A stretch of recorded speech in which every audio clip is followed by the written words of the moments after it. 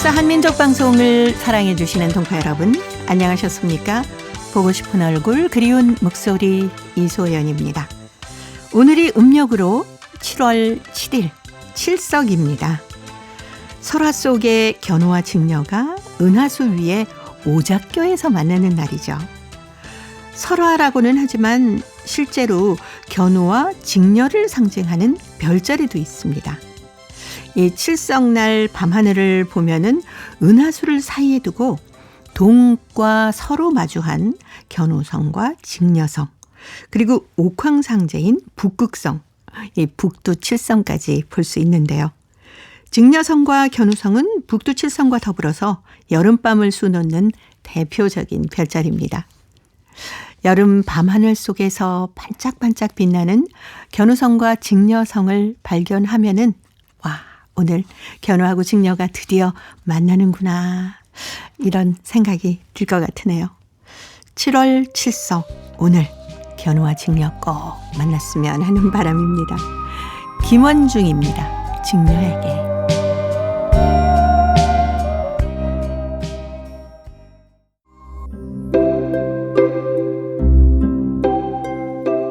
동포 여러분의 편지 사연으로 함께하는 시간입니다. 행복우체통 화요일에 편지 손님, 홍익대학교 글로벌 경영학과 전춘화 교수님 함께합니다. 어서 오세요. 안녕하세요.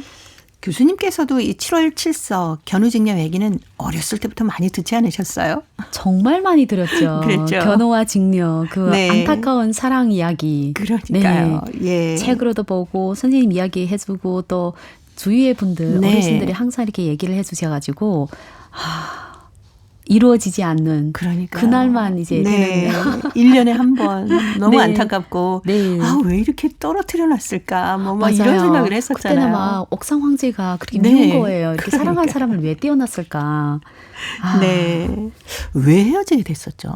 이게 네. 그 원래부터 헤어진 건 아니고 그렇죠. 이 견우는 직녀는 부지런하고 길쌈을 잘 하는 네. 해서 옥상 황제 총애를 받는 손녀였는데 은하수 건너편에 살던 견우가 소를 끌고 농사를 짓는 목동이었잖아요. 네. 그래서 직녀가 매우 사랑했던 옥상 황제 둘을 혼인시키고 이제 같이 서로 사랑하고 잘 살았는데 문제는 사랑에 빠진 이 두 젊은 친구들이 즐거움에 빠져가지고 그렇죠. 본래 자신들이 해야 할 일을 다 팽개치고 맨날 돌아다니며 노는 거예요.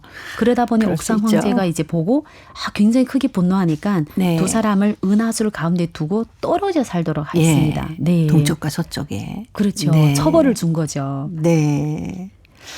그런데 그래도 1년에 한 번은 만날 수 있게 네. 오작교를 까마귀 하고 까치들이 놔주지 맞아요. 않았습니까? 그래서 그래도 옥상 황제가 안타까운지 네. 1년에 한 번 하루인 7월 7일 네. 그래서 칠석에 칠석에. 만나도록 하고 근데 이제 두 사람이 사이에 가로수 그 은하수가 있잖아요. 네. 근데 눈물을 보면서 사실 은하수 못 넘으니까 까마귀와 까치가 오작교를 놓아주고 네. 이 덕분에 그 오작교에서 제외하면서 네. 연인 관계를 한 번씩 네, 이렇게 맺는 이런 안타까운 사랑이죠. 예. 실제로 뭐 견우 직녀 이 별자리가 있지 않습니까? 네, 견우성, 맞습니다. 직녀성. 네. 변호성, 직녀성 이 별자리가 어떻게 보면 그 북두 칠성하고 더불어서 여름밤을 수는 대표적인 네. 별자리잖아요. 그렇죠. 근데 옛날에는 제가 기억에 어렸을 때 농촌에 가면 보였거든요. 네. 그래서 막 어르신들이 견우와 직녀가 만나는 만난다. 날이다. 뭐. 이래서 정말 그 하루는 그 이야기 너무너무 많았는데 네. 이게 어른 되면서 도시에 살다 보니까 견우 직녀성이 아니라 북두 칠성도 잘 보이지 않아요. 그러니까요. 그러면서 지금 저희는 아이들한테 이게 견우성이고 이게 뭐 직녀성이 이런 네, 얘기를 이게 뭐 별로 북극성이고 예, 거의 별로 못 해주죠. 안 했던 것 같아요. 네. 지금은 봐도 지금 제대로 알아볼지는 모르겠습니다.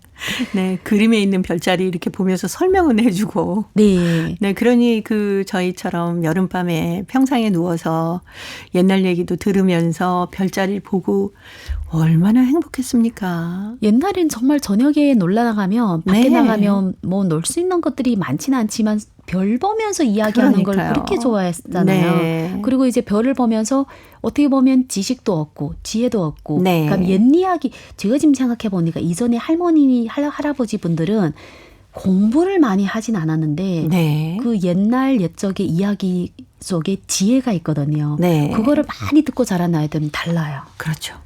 네. 그게 직접 경험을 하면서 쭉 내려온 이야기들을 해주시는 거기 때문에 네. 얼마나 과학적입니까? 맞아요. 네. 그리고 또 쉽게 기억을 하고 내가 또 그렇죠. 이야기를 다른 친구한테 네네. 굉장히 쉽게 전달하는 거 되니까 지금은 어떻게 보면 우리가 할머니, 할아버지 아이들이 다 떨어져 살잖아요. 네. 그 어머님들이 일부 젊은 분들은 연세 있으신 분들이 교육을 잘 못한다고 생각을 하는데 그게 아니에요. 그럼요. 정서적 교육이랑 옛날의 지혜를 정말 잘 전달해주는. 네. 네. 그리고 또 엄마일 때는 아이들의 어떤 모습들이 제대로 보이지 않거든요. 근데 네. 할머니가 되고 나면은 이제 아이들의 모습이 보이죠. 이거는 아닌 것 같다는 게 보이기 때문에 제가 훨씬 더 부드럽게 교육을 잘할 수 있는 것 제가 같더라고요. 생각해 보니까 네. 내가 엄마 될 때는 다른 엄마들 얘기 내 귀에 안 들어와요. 맞아요. 근데 내가 이제 우리 아이가 5살 되니까 1살 엄마 하는 행동이 네. 아 저건 아닌데 이렇게 되는 거예요. 근데 우리 애가 지금 고1 다니잖아요. 네. 그러면 1학년 엄마들이 하는 행동이 그렇죠. 아 이거는 뭔가 이렇게 알려주고 싶은 마음이 큰 거예요. 그러니까 네. 자기가 그 시기를 겪을 때는 모르는 거예요. 네. 네. 그래서 할아버지, 할머니 한 분은 마을의 도서관과 같다라는 얘기가 있듯이 맞아요. 예. 사람 도서관이죠. 어떻게 보면. 그렇죠. 살아있는. 그래서 네. 지금 한국의 그 시골에 아이들이 적잖아요. 할머니, 네. 할아버지들이 손주, 손녀가 이제 다 서울에 다른 도시에 있으니까 한 번 같이 봐주잖아요. 그럼 걔는 그렇죠. 얼마나 행복하겠어요. 한두 네. 명의 할아버지, 할머니 지혜가 아니라 온 마을의 할아버지, 할머니 네. 지혜를 다 이제 자기 한 몸에. 그렇죠. 사랑으로 감싸주시면서 키우지 않습니까? 예. 네. 특히 또 우리 중국 동포분들은 이 어머니 아버지가 한국이나 다른 도시에 가서 일을 하시는 분들이 많기 때문에 조손 가정이 아직도 좀 많이 남아 있죠. 그렇죠. 한국으로 데려와서 한국으로 교육도 이제 시키지만. 교육으로 데려와 시키는 분들도 있고 또 이제 그 부모님은 외지로 갔는데 할머니 할아버지 원래 도시에 살면서 네. 도시나 시골 살면서 이제 아이를 케어하는. 근데 보면 물론 부모님과 떨어져서 슬픈 거는 있지만 네네. 할머니 할아버지 손에서 정말 잘 여러 가지 생활의 어떤 뭐 예를 들어 젓가락질 하거나 맞아요. 네, 글씨를 그런 우리가 쓰거나. 옛날에 네. 이제 그 교육받던 밥상머리 교육을 잘 받는 친구들도 많습니다. 네. 바람직 같은 것도 많은 것 같아요. 그쵸. 할머니 할아버지와 자라면서.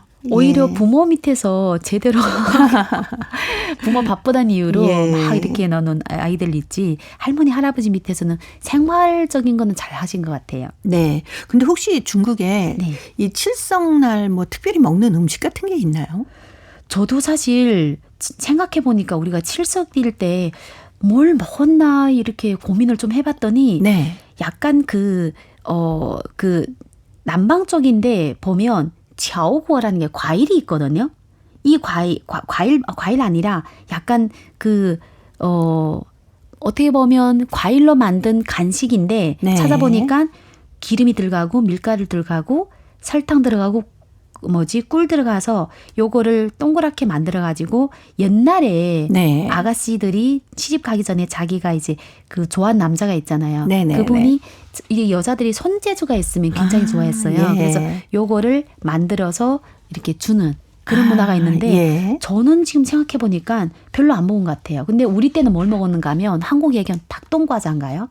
꽈배기인가요? 꽈배기 과자? 네네. 꽈배기 과자 있죠. 그러니까 조그만 건데 밖에 꿀처럼 바르는 그 네네. 바삭바삭한 과자 있잖아요. 예. 그거를 먹었어요. 아. 네, 우리 동네는 그걸 먹었어요. 예. 그래서 아마 뜻은 생각해 보니까 이날에 꿀처럼 달게 사랑이 네, 이루어져라. 사랑이 이루어져라. 네, 그런 의미로. 근데 이제 제가 온라인을 찾아보면 거의 뭐 곡식이나 아니면 콩 종류나 네. 그거를 맛있게 달콤하게 해서 달콤하게. 먹는. 네, 이날 예. 일단 달콤한 걸 먹는 날. 예. 중국 동포 여러분 혹시 그 7월 7석 오늘 뭘 좀 그 대대로 이어져 오면서 드신 음식이 있으시면은 저희들에게 편지를 좀 전해주시기 바랍니다. 한번 함께 만들어서 먹어보고 싶네요. 자, 이제 행복우체통 열어보겠습니다. 대한민국 경기도 수원시 현애옥 씨 살맛 나는 세상이란 글인데요. 전춘아 교수님이 먼저 소개해드립니다. 저는 고향이 중국 영길입니다. 몇 년 전 고향에서 퇴직하고 세계 여행도 즐겼지만 지금은 큰딸이 있는 일본과 작은딸이 있는 한국을 오가면서 두 자식들을 자주 보는 재미로 여유로운 노년을 만끽하고 있습니다.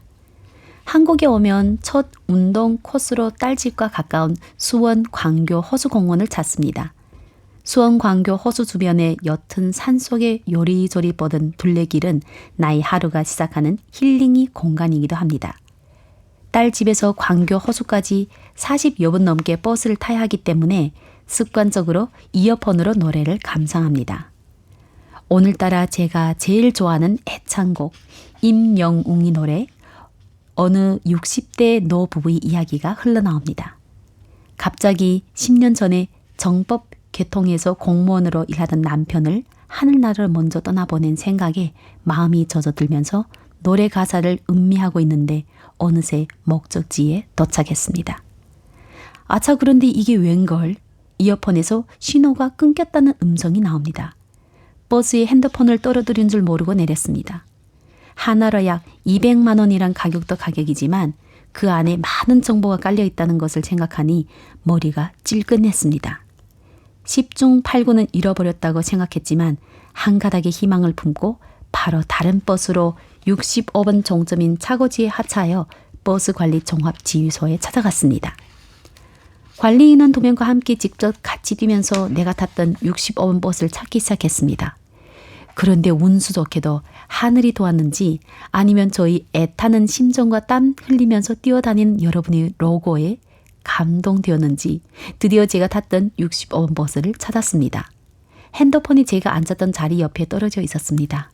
그야말로 감동의 순간입니다. 신기하게도 그 많은 사람들이 오르고 내리고 했겠지만 누구 하나 내 폰을 건드리지 않았습니다. 저는 한국 국민의 시민의식에 깜짝 놀란 나머지 곁에서 넘겨주는 핸드폰을 받는 순간 기쁨 대신 가슴이 울컥했습니다. 문명한 나라 대한민국의 깊은 감동을 느꼈습니다. 버스 종합 사무실 관리자분들 포함한 이름도 알지 못하는 세 분의 로고에도 깊은 고마움을 표하면서 그분들에게 다시 한번 진심으로 감사의 인사를 드립니다. 하늘은 티 없이 맑고 태양은 광교 호수공원을 골고루 비춥니다. 맑은 하늘 아래 남녀노소들이 제가끔 자기 체질에 따라 열심히 운동하는 가운데서 땀에 흠뻑 젖어 걷고 있는 저 자신을 발견합니다. 서로 돕고 더불어 사는 이 살만나는 세상이 오늘따라 더 아름답게만 느껴집니다. 네, 현애옥 씨, 휴대폰 잃어버리면 그렇죠. 정말 그 안에 모든 게 다 들어있잖아요. 맞아요. 요즘은 사실 휴대폰 잃어버려서 휴대폰을 다시 사는 이 돈이 아까운 것보다 네. 휴대폰 안에 정보가 너무 많기 때문에 그러니까요. 이거 한번 잃어버리면 핸드폰 안에 그 연락처가 다 날아가지. 연락처 있죠. 사진들 네, 많이 사진들이 있죠. 맞아요. 이게 제일 중요해요. 사진들이 너무 많죠. 그리고 우리가 이제 요즘은 저 같은 경우는 핸드폰으로 일을 많이 하거든요. 그러면 그렇죠. 파일이 정말 많이 있습니다. 네, 맞습니다. 그리고 제가 이제 기억이 옛날보다 안 좋아서 핸드폰에다 정보를 저장하는 습관이 있거든요. 근데 이게 날아가잖아요. 네. 다시 물론 이제 백업한 것도 있지만 백업 안 했을 때 기억이 안 나는 거예요. 그렇죠. 아이디가 뭐였지 막. 비밀번호는 뭐 더더군다나 왔다 갔다 맞아요. 생각도 안 나고요. 예.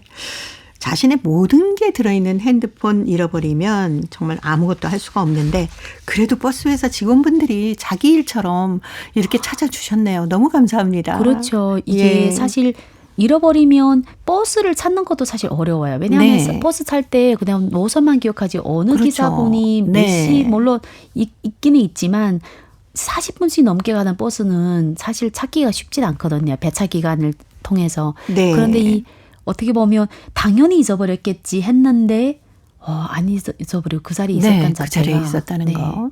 그게 이제 높은 한국인들의 시민의식이다. 고맙다라고 하셨는데 요즘에는 정말 그 시민의식도 많이 높아졌고요. 너무 높아졌죠. 예. 저는 이제 옛날에는 또 이렇게 얘기하면 좀 비교되는데 제가 이제 건방증인 거는 모르겠는데 1년에 한 번씩 핸드폰을 잊어버려요. 내가 잊어버리지 않으면 네네. 너도 맞거든요. 아, 진짜 너무 황당하게 한두 번이 아니라 진짜 많이 그런 일이 있어서 그래서 제가 전화번호를 다 적는 습관이 있어요. 네. 두 번째는 핸드폰 비싼 걸 안 사요.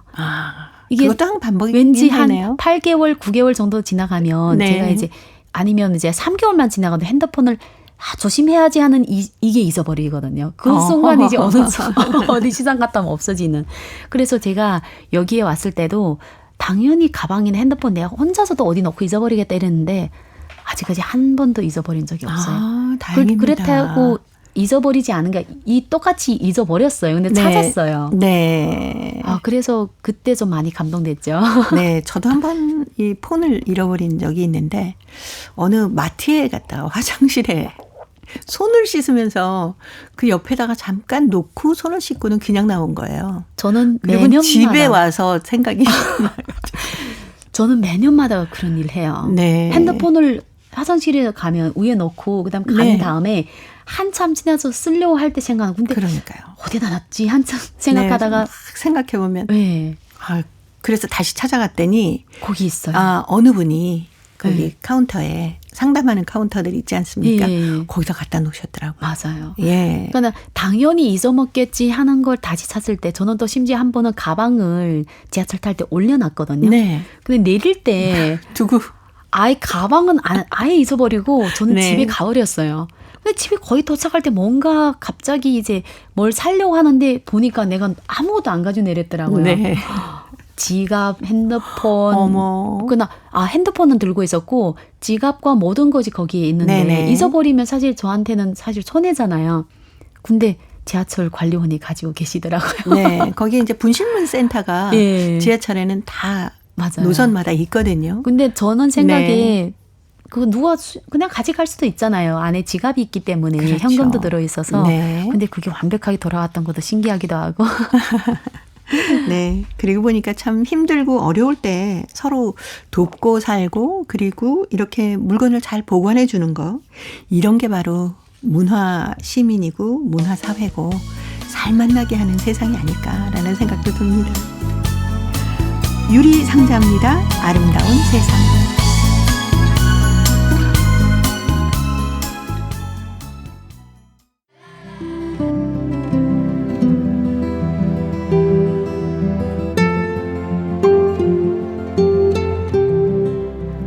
동포 여러분의 따뜻한 사연으로 아름다운 추억을 만들어 드립니다.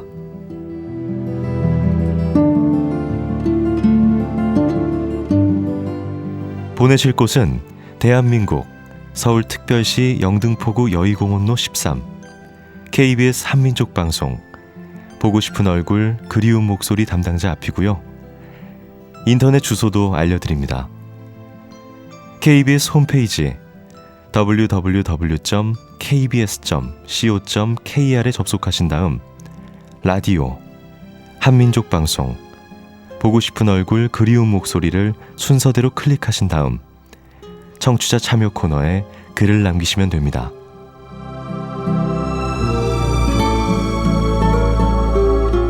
정다운 이야기와 아름다운 음악이 있는 보고 싶은 얼굴 그리운 목소리 동포 여러분과 늘 함께하겠습니다. 화요일에 행복우체통 홍익대학교 글로벌 경영학과 전춘아 교수님과 함께하고 있습니다. 자, 두 번째 사연 중국 길림성 연길시 리진이 학생이 보내왔습니다. 위험한 멋따기라는 글인데요. 제가 소개합니다. 또각또각또각또각 하이힐을 신고 멋지게 걸어다니는 어머니를 볼 때마다 나도 한번 하이힐을 신고 멋을 부리고 싶었다. 그래서 나는 언제부터인가 기회를 엿보고 있었다. 그러던 어느 날 드디어 기회가 왔다. 어머니가 슈퍼로 물건 사러 가면서 하이힐이 아닌 다른 신을 신고 갔던 것이다. 나는 어머니가 집을 나서기 바쁘게 제꺽 신발장에서 어머니가 제일 아끼는 굽 높은 하이힐을 꺼내 신었다. 처음 하이힐을 신어보니 키가 껑충해졌다. 그런데 몇 번 걸어보니까 평형을 잡기가 쉽지 않았고 자꾸 옆으로 넘어지려고 했다.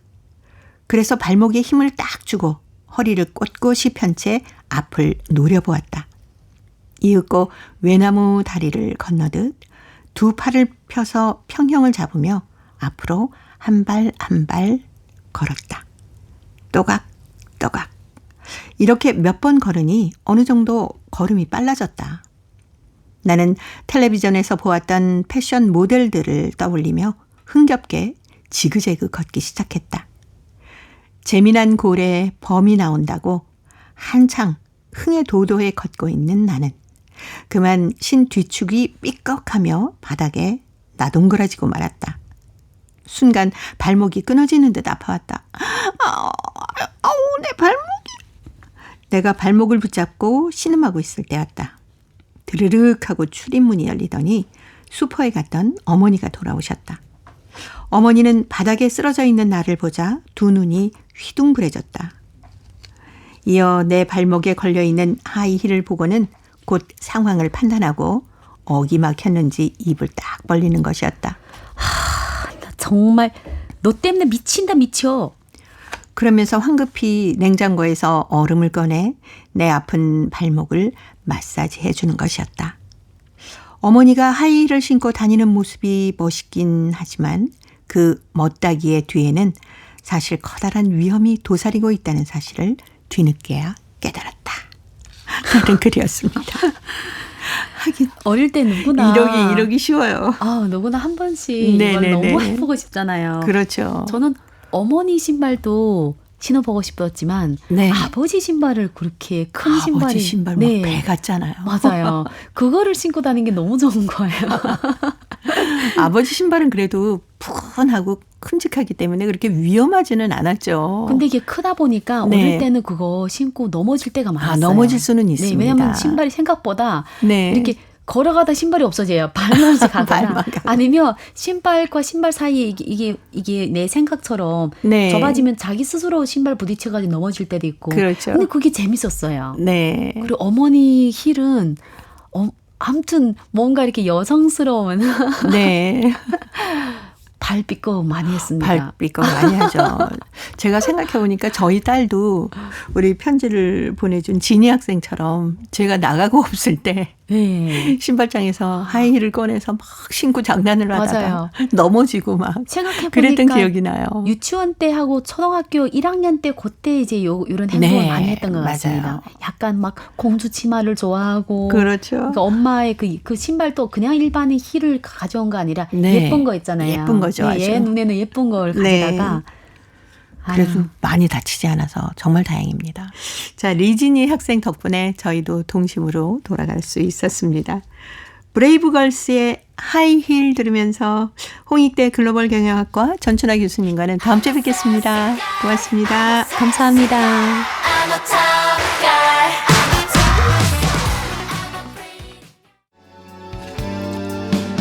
KBS 한민족 방송 보고 싶은 얼굴 그리운 목소리 함께 하고 계십니다.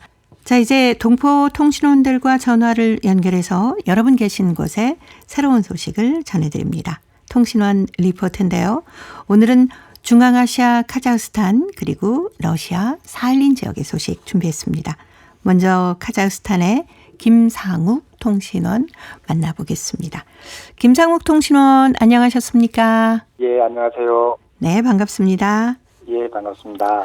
독립운동가 최재형 선생의 부인 엘레나 페트로브나의 기념비가 키르기스탄 현지에 세워졌다면서요? 예, 최엘레나 여사가 묻혀있던 키르기스탄 비스케 현지에서 기념비 제막식이 거행됐습니다. 최재형 선생의 후손 대표들도 참석한 가운데 열린 문화 행사에는요, 이원재 주 키르기스탄 대사와 박다지아나 독립유공자 후손회 그리고 문영숙 최재형 기념사학회 회장 등등 이 참석을 했습니다. 국가보훈처는 지난 12월 13일 서울 현충원에서 국민 추모 공간을 마련했고요. 광복절 전날인 14일 100년 만에 해구 꿈에 그리던 조국 대한민국이라는 슬로건과 함께 최재형 선생 부부 합장식을 거행을 했습니다.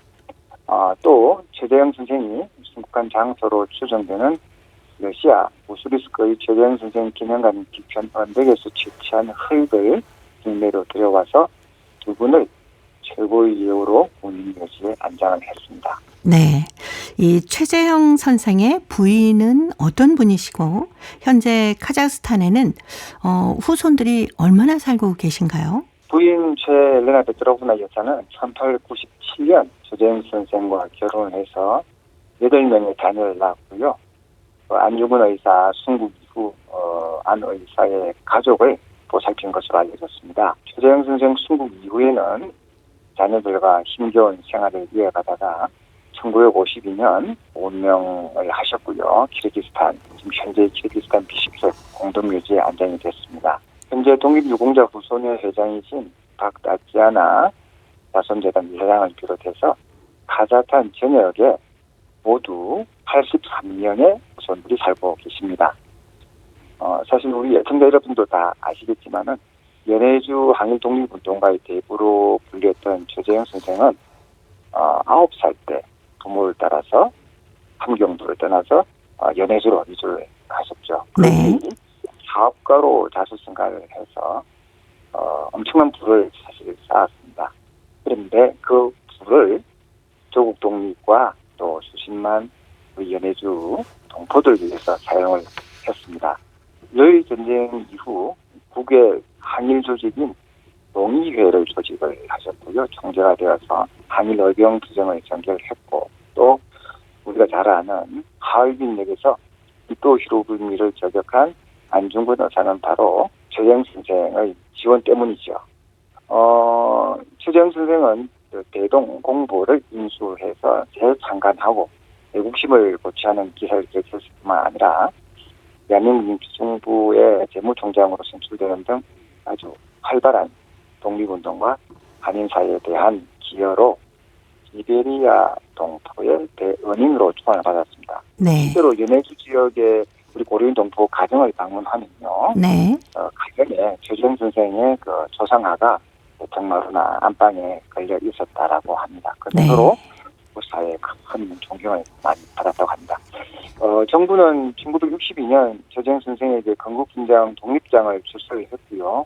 후손의 요청에 따라서 70년에 서울 현충원에 가묘를 건립을 했습니다. 그런데 한국과 소련이 이제 수교를 한 1990년 이후에 조재영 선생의 실제 유족이 이 고국을 방문하면서 최 선생의 후손을 자처해왔던 사람이 사실은 유족 연금을 노린 가짜였다는 게 단로가 나버렸죠. 네. 그래서 가묘 설치를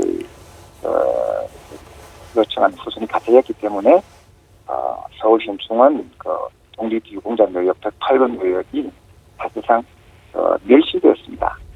그래서 이제 유족들에게 좀 통보를 했으면 좋았는데 실제 유족들에게 통보를 안 하고 그냥 이 가묘 최재영 선생 가묘를 멸실시켰다가 이번에 그동안에 이제 유족들의 희망을 받아들여서 현재 국가보건부 그리고 또 이 국회에서 관련 법률을 좀 정비를 했어요. 이번에 드디어 국무의 의결을 거쳐서 이제 시행이 되어져서 결국 며칠 전 광복절 행사 때 우리가 뉴스를 통해서 본 것처럼 이렇게 부부가 합장해서 국립묘지에 다시 안장되게 되었습니다. 네.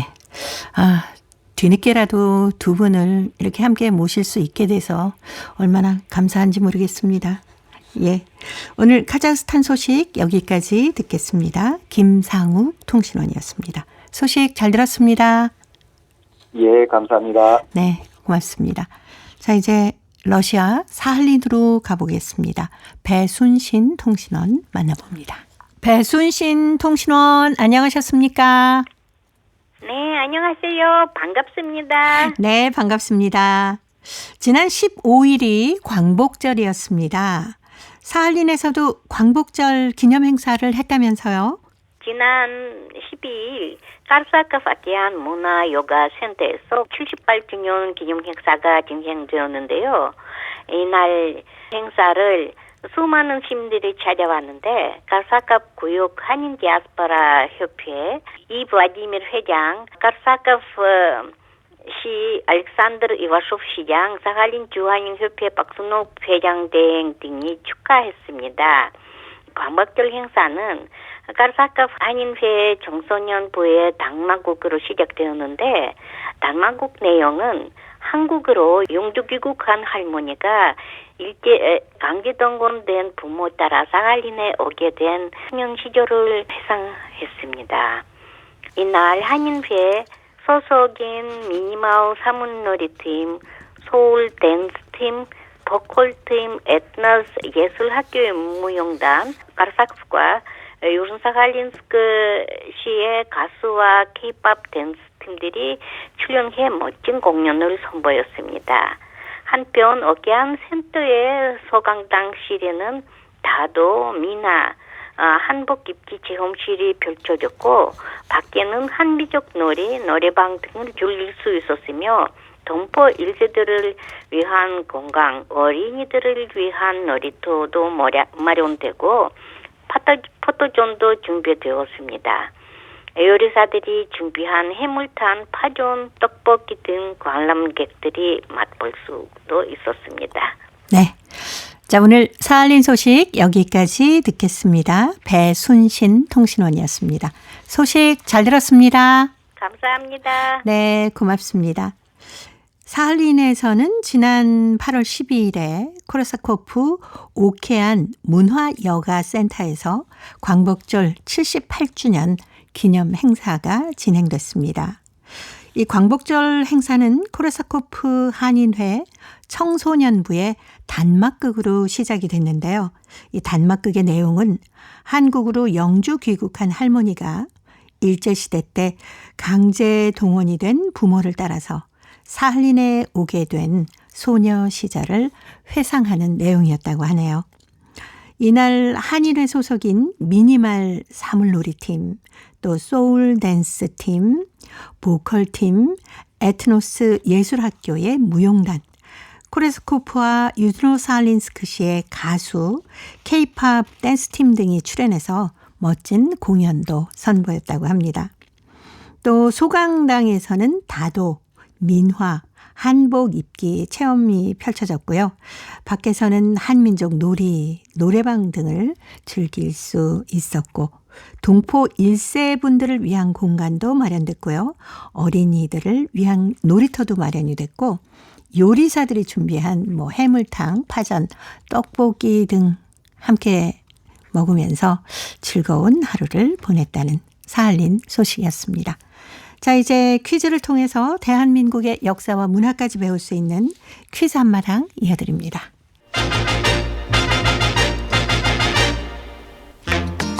동포 여러분과 퀴즈로 하나 되는 시간. 퀴즈 한마당.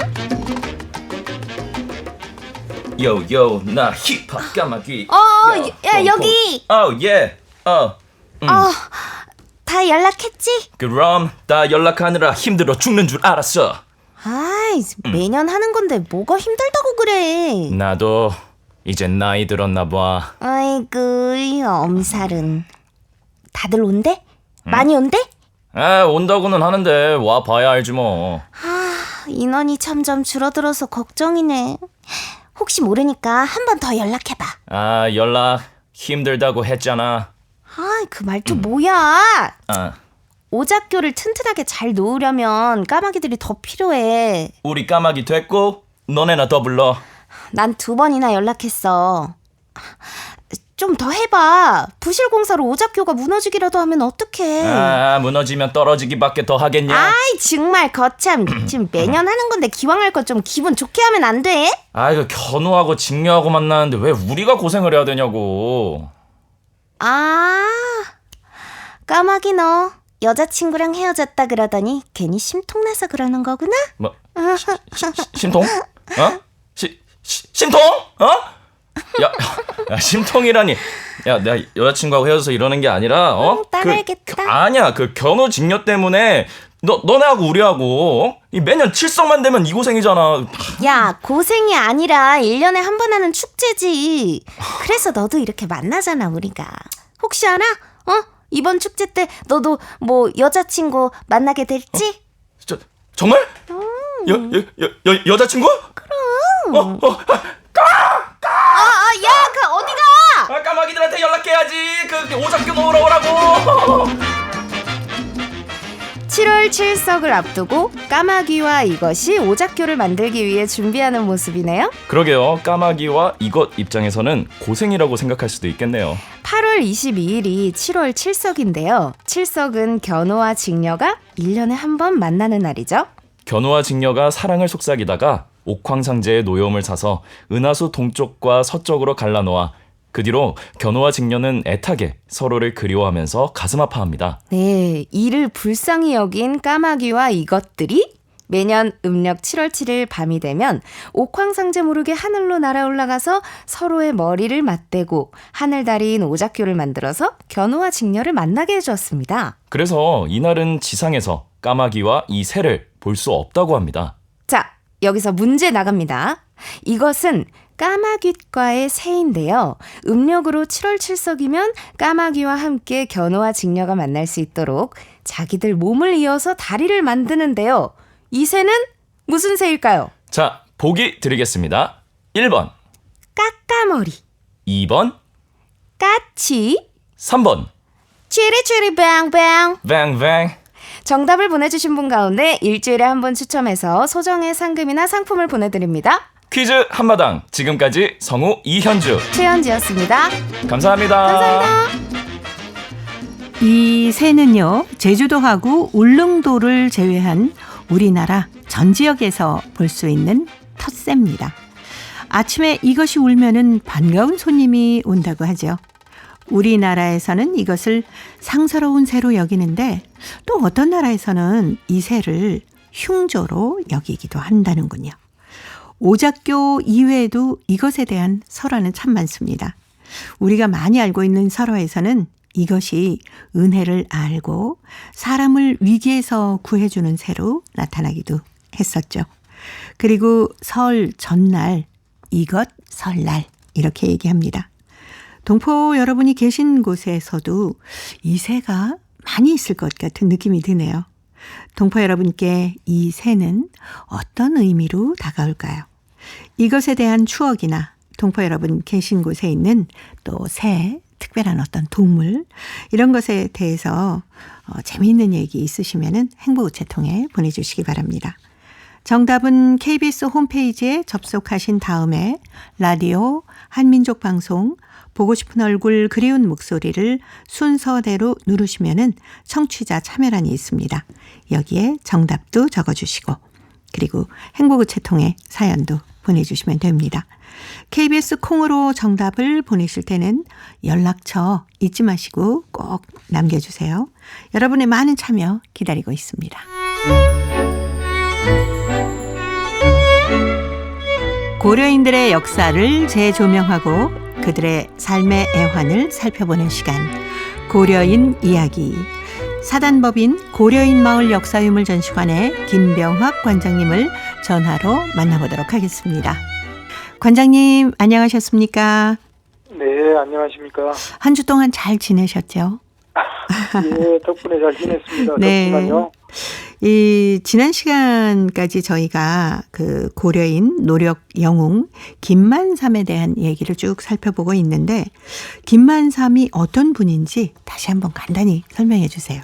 김만삼은 고려인들이 강제 이주된 지 5년 만에, 그러니까 1942년에 그 당시에는 또 독일과 소련이 전쟁 중이었는데 그 어려운 강제 이주 직후에 그 어려운 시기, 그리고 또 전쟁 시기, 그 어려운 시기에도 불철주야 노력을 해가지고 중앙아시아에 벼농사를 널리 보급하고 또 42년에는 헥터당 세계 최고의 벼 수확고를 올린 분으로 당시에 강제이주 이후에 절망에 빠져있던 고려인들에게 어떤 새 희망, 네. 우리도 여기에 정착해서 얼마든지 이렇게 경제적으로도 안정을 찾고 살 수 있다는 그런 희망을 이렇게 불어넣어준 희망의 아이콘이라고 볼 수 있고요. 또 이분이 확립한 영농법, 그러니까 네. 단순한 주먹 구구식 영농법이 아니고 이분이 40년 이상을 벼재배 실험을 해오면서 본인이 과학적으로 확립한 이 영농법, 이것이 널리 보급돼서 중앙아시아에서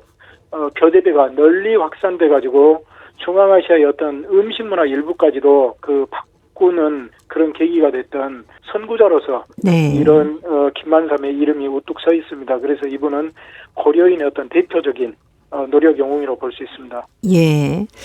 그런 그 김만삼의 뜻을 가장 잘 이해를 하고 아버지의 선진 영농법을 보다 많은 사람들에게 전한 사람이 바로 아들 되는 김홍빈이 아닐까 싶어요.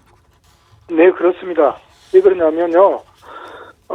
이분들이 37년에 강제 이주 됐을 때 소련 정부에서는 세심하게 관찰을 해서 네. 벼 농사를 잘 짓는 사람들을 따로 분류를 해가지고 카자흐스탄 그슬로르다에서 조금 떨어진 곳에 새로 이렇게 집단 농장을 만들고 벼 재배 전문 농장으로 이렇게 만들었거든요.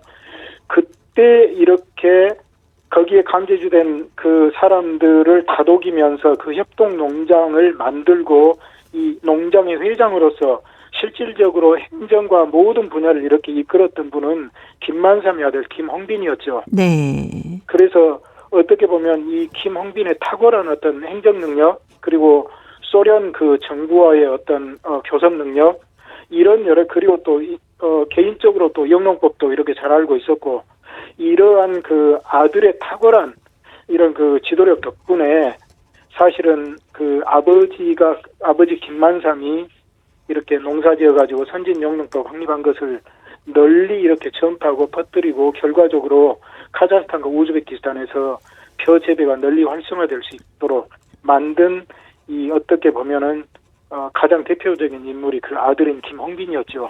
네. 김홍빈의 이런 뭐 행정력과 지도력 덕분에 연해주 지역에서도 후배 영농인들이 많이 나타나기 시작하지 않았을까요? 예, 이제 연해주 지역은 좀 더 이후의 이야기가 되는데요. 네. 김만삼 가족은 이제 중앙아시아로 강제돼가지고 벼농사로 크게 이렇게 성공을 하고 네, 네. 1949년에는 김만삼을 포함해서 그 김만삼 아들 김홍빈 그렇게 해서 그 집단 농장에 11명이 한꺼번에 노력 영웅 칭호까지 받을 정도로 네, 네. 참 대단한 업적을 이렇게 보였지만은 사실은 스탈린이 죽고 나서 불과 2년 만에 김홍빈이 정말 또 비밀리에 뜻밖의 연해주로 이렇게 되돌아갔거든요. 네. 예. 당시에는 연해주로 되돌아간 게 사실은 불법이었는데도 이렇게 감행을 했던 것에는 이제 그 개인적인 사정이 있었지만은 아무튼 네.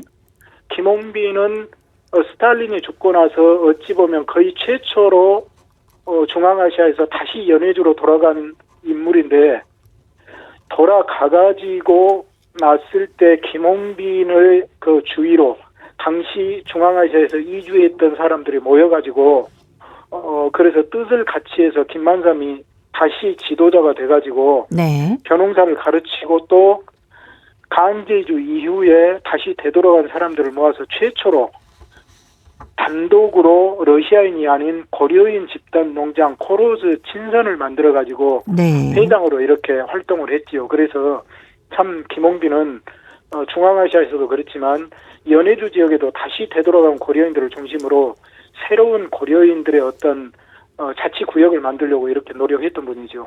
네. 다시 이렇게 연해주로 돌아간 김만삼은 어떻게 생활을 하셨습니까? 중앙아시아에서부터도 사실은 연세가 많았죠. 네. 이미 그분은 연세가 너무 많아가지고 은퇴를 이미 한 상태였습니다. 네. 그래가지고 아들이 이렇게 돌아간 뒤로 3년 만에 김만삼도 1958년에 아들이 사는 연해주 우수리스크로 돌아갔는데 네.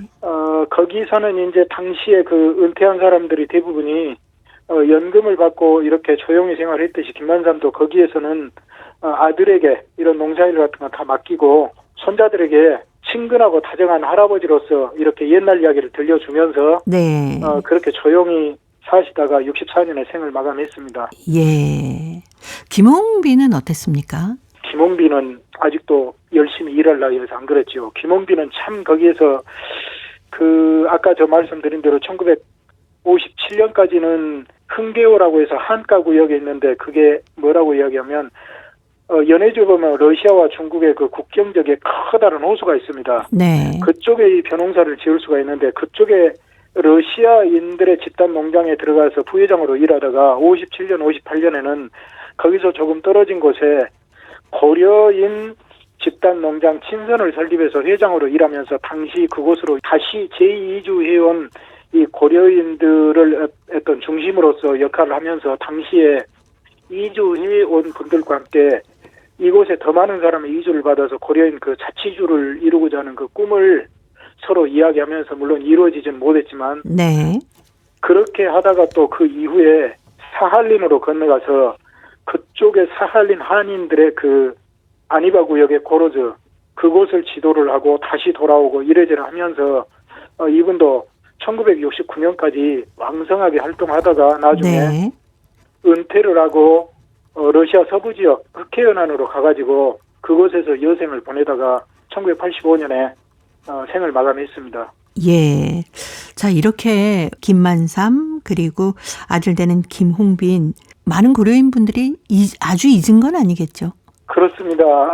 이분이 사실은 이주를 안 하고 계셨다면 그야말로 두고두고 평생을 많은 사람들한테 칭송을 받고 그렇게 살았을 것인데 네. 이주된 뒤로는 또 이제 그 후배 영농인들이 또 탁월한 그 농업 실적을 보이고 그래서 어느 정도는 좀 잊히기도 했지만은 네. 그래도 이분이 카자흐스탄에서 이렇게 그분이 내놓은 실적이 워낙 탁월했기 때문에 네. 그분들을 잊지는 않았고요. 김만삼이 세계 최고의 교수학고를 올린 지 얼마 안 돼가지고 김만삼에 대한 이런 노래가 만들어졌거든요. 네네. 그리고 이 노래를 고려인들이 얼마나 자랑스럽게 너무나 오랫동안 불러왔기 때문에 이주 이후에도 이 노래를 부르면서 김만삼을 기억을 했고 또 그렇게 김만삼에 관련된 영상물도 또 정부에서 만들어가지고 널리 네. 보고했기 때문에 김만삼은 그 뒤로도 오랫동안 고려인들에게 전설적인 인물로 계속 남아 있었습니다.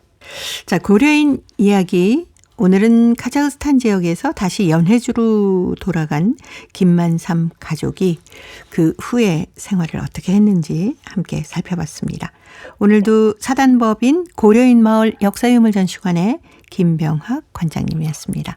다음 주에 뵙겠습니다. 네, 감사합니다. 네, 고맙습니다. 오늘도 함께해 주신 동포 여러분 고맙습니다. 내일 찾아오겠습니다. 안녕히 계십시오.